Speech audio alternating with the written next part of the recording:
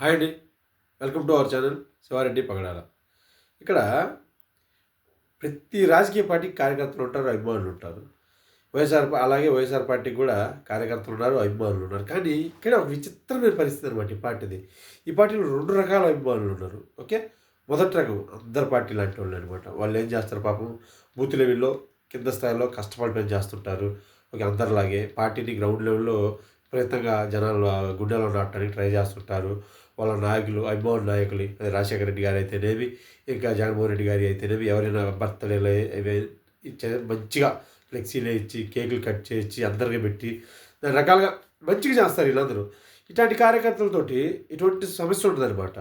ఇక్కడ సమస్యల్లా 2 రకం కార్యకర్తలు అనమాట. ఆ 2 రకం కార్యకర్తలు ఉంటారే వాళ్ళకి అంత విపరీతమైన మనస్తత్వం, విపరీతమైన స్వభావం. ప్రతిదానికి అతి ఎక్కువ చేస్తారు వీళ్ళే. చెత్త బూతులు ఆడేది, చెత్త భాష ఆడేది అంతా ఈ 2 రకం మనుషులు అనమాట. ఇదంతా ఎందుకు చెప్పాల్సి వస్తుందంటే, నిన్న జగన్మోహన్ రెడ్డి గారి బర్త్డే జరిగింది. బర్త్డే జరిగినప్పుడు కొన్ని సంఘటనలు జరిగినాయి చూసినామా. ఒకటి కదిరిపట్నం దగ్గరలో వీళ్ళు నడి రోడ్డు మీద బాణాసంచి కాలుస్తుంటే ఒక గర్భిణీ స్త్రీ వచ్చి కాల్చగాకండి, సౌండ్ వస్తుంది, ఇబ్బందిగా ఉందని చెప్పినందుకు పోయి ఆమె కడుపు మీద తన్నితే ఆ బండి ఇబ్బందుల్ని అన్నీ ఒక వీడియో వచ్చింది, అది వైరల్ అయింది. తర్వాత వాళ్ళకి పోలీసులు తీసుకెళ్ళి రోడ్ అంతా నడిపించుకుంటూ స్టేషన్కి తీసుకెళ్ళడం అందరం చూసాం. ఇట్లాంటి వాళ్ళు అనమాట ఒకళ్ళు. వీళ్ళే ఇట్లాంటి వాళ్ళు మళ్ళీ ఏలూరులో రప్ప రప్ప అని బ్యానర్లు, పొట్టేలు తలకాయలు నరుగుతామని నేను ఫస్ట్ నుంచి చెప్తూనే ఉన్నా.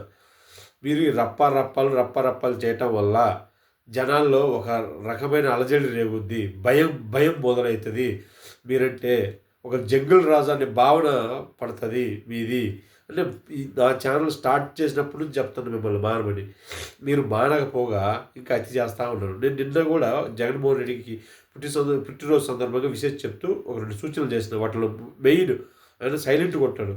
సార్ మీరు సైలెంట్గా ఉండొద్దు, ఇట్లాంటి వాళ్ళ పట్ల సైలెంట్గా ఉండటం వల్ల ఇంకా నష్టమే ఎక్కువ జరుగుతుంది కానీ ఖచ్చితంగా లాభం జరగదు. మొదటి రకం వాళ్ళు ఉన్నారు చూసారా, వాళ్ళని మీరు ఎంకరేజ్ చేయండి. అట్లాంటి వాళ్ళని నమ్ముకోండి, అట్లాంటి వాళ్ళని ఎంకరేజ్ చేయండి.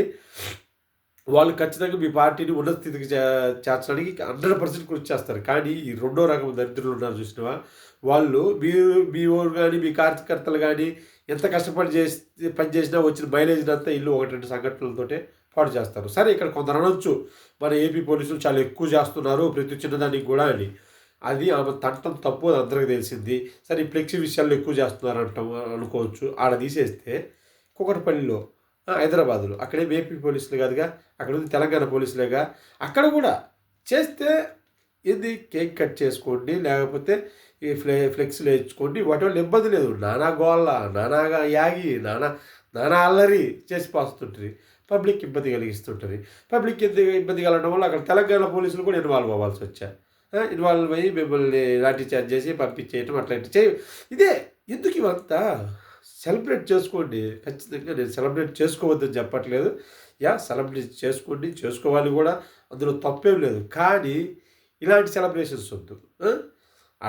కొన్ని చోట్ల చూసాను నేను, వేట కొడవలతోటి పొట్టెలను అడ్డంగా నరికి నెత్తుర ఫ్లెక్సీల మీద జింగించేటట్టు పెడుతున్నారు. ఎందుకు అంత హింస ఎందుకు? నార్మల్గా చేయండి సార్, కేకులు కట్ చేయండి, ఈ చేయండి. ఇంకా చేయాలనుకుంటే ఓకే, వేటలకు పోయటమేమి కొత్త ఏమి కాదు ఇప్పట్లో. నీటికి కోయండి, భోజనాలు పెట్టండి, తప్పులేదు. మరి నడి రోడ్ల మీద ఆ కడవలతోటి అడ్డంగా నరిగి అంత హింసగా చూడటానికి ఒక జుగుప్సాకరంగా ఎందుకు ఇలా ఇట్లాంటి సంఘటనలు చేయటం వల్ల మీరు ఇంకా పలసన అవుతారు. సార్ జగన్మోహన్ రెడ్డి గారు, నేను మీకు మళ్ళీ చెప్తున్నాను, మీ యొక్క మౌనమే ఇట్లాంటి సంఘటనలన్నింటినీ ఇంకా ఎంకరేజ్ చేస్తున్నట్లుంటాయి. దయచేసి ఒక క్రమశిక్షణ కమిటీ మీ పార్టీలు వేసి ముందు ఇట్లాంటి వాళ్ళ మీద చర్యలు తీసుకోండి సార్. ఆటోమేటిక్గా పాపం మంచిగా కమిట్మెంట్తో కష్టపడే వాళ్ళు కూడా వీళ్ళ వల్ల నష్టం జరుగుతుందండి. గుర్తించండి ప్లీజ్, దయచేసి. Okay, thank you sir.